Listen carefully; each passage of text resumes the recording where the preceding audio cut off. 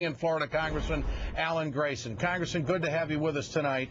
Thanks, Ed. Mr. Gingrich claims that he wants to be president, yet he fails to step forward with any kind of plan to put people to work other than to offer up more tax cuts. What do you make of that?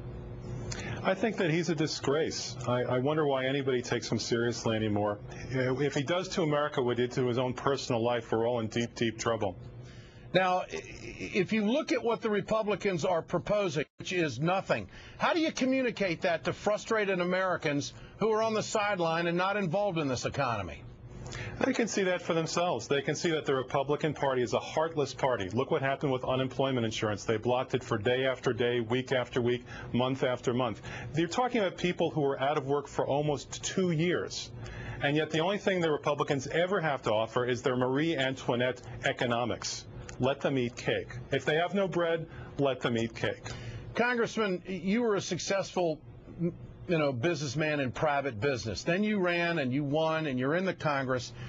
You're outspoken, far more than a lot of your colleagues.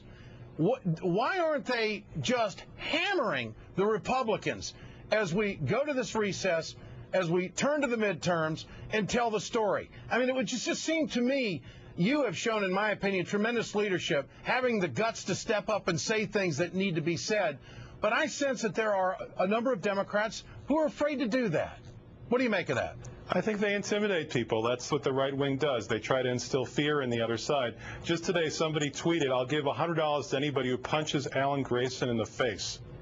Well, that person was, I believe his name is Dan Gaynor. Right. He's a blogger at Newsbusters, the Media Research Center. That's Brent Bozell's clowns that work for him and his organization. Yes. Do you consider this promotion of violence? I do, but I just want to let him know that I punch back.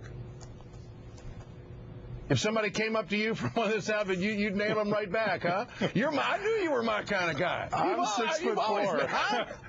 You should see my reach. All right, I want to comment from you on the unemployed in this country and how we have seen the right wing in the Congress act, the extremists, to gather, I think, some moderate Republicans together and say, we're not going to do this. Are we seeing an illustration of who the two parties are? Is this issue really giving us unintended consequences politically? We see it all the time. The Republican Party is the party that doesn't want to help you. They either want to blame you or they would try to want to convince you that somehow you'll be better off if nobody helps you.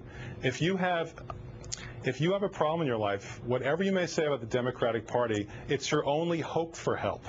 Now, we don't always get it done, but at least we're interested in trying. The Republicans couldn't care less. They don't care about you. They don't care about me. They don't care about anybody but themselves. And you said last night on the floor, may God have mercy on your souls. How cruel is it to deny unemployment compensation, what people have paid for in their own checks every week, every month? Just look at it. Look at your paychecks. Look where it says FUTA.